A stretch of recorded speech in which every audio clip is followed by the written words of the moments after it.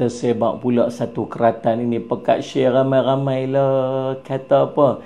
Dia kata jangan duk sebut na'udzubillah saja, tapi sebutlah na'udzubillahi min zalik. Sebab dia kata dekat situ kalau sebut na'udzubillah saja bermaksud kita minta berlindung daripada Allah. Seolah-olah macam kita minta jauh daripada Allah. Nak bagi penjelasan dekat sini. Sebenarnya salah pemahaman yang macam tu. Na'udzubillah itu bermaksud kami berlindung dengan Allah. Billah itu bermaksud dengan Allah. Bukan bermaksud daripada, tetapi bermaksud dengan Allah. Maksud kita berlindung dengan Allah daripada sesuatu keburukan.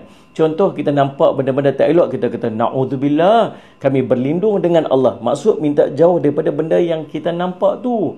Jadi betul lah itu, cumanya lebih sempurna kalau kita sebut min dzalik, daripada yang demikian itu. Maksud kita refer kepada perkara itu.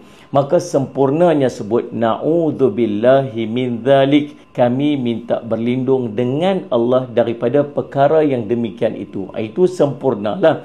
Tapi kalau sebut na'udzubillah sahaja pun boleh, taklah menjadi doa yang tidak baik. Mudah-mudahan diberikan kefahaman, insya-Allah.